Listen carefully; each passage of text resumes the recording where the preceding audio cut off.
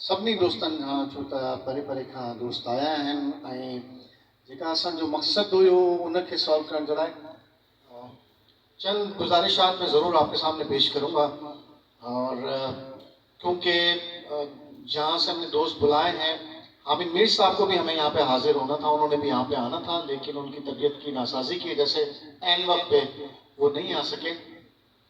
जो आपकी आवाज़ है वो हम आगे तक पहुँचाते हैं, हमें आपकी आवाज़ का पता है, आपके मसाइल का पता है, और उसमें ख़ास तौर पर जो मसाइल आपने यहाँ पे पेश किए हैं वो उनमें एक सबसे बड़ा मसला ये है कि जब भी आपके साथ मसला होता है तो नेशनल मीडिया आवाज़ क्यों नहीं उठाता। ये एक बुनियादी मसला है, ये एक बुनियादी नुक्ता है, और ये हम कोशिश करते चले आए, लेकिन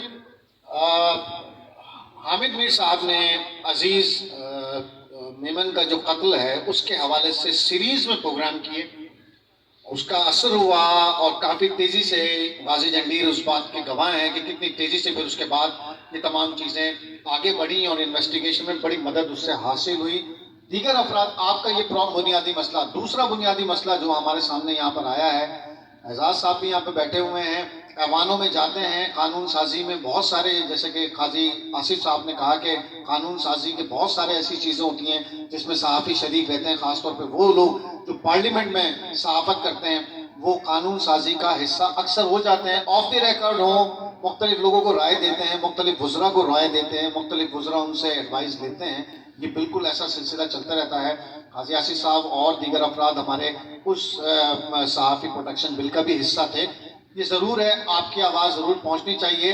एक बात जो यहाँ पर हुई कि सहाफ़ी बाइल्म होना चाहिए, उसकी क्वालिफ़िकेशन अब तय होनी चाहिए। जब पार्लियामेंटेरियन की क्वालिफ़िकेशन को हम लोग क्वेश्चन करते रहते हैं, कानून तो बन गया है, हमारी भी क्वालिफ़िकेशन होनी चाहिए। हमें अपने अंदर, अपनी सफ़ों में भी पढ़े लिखे लोगों को आगे लाना चाहिए। ये जो क्लब्स की सियासत में हम किसी भी बाअसर सहाफ़ी, जिसका हम टाइटल रखते हैं कि बाअसर है डिस्ट्रिक्ट में, उसको आगे जाके क्यों आना चाहिए?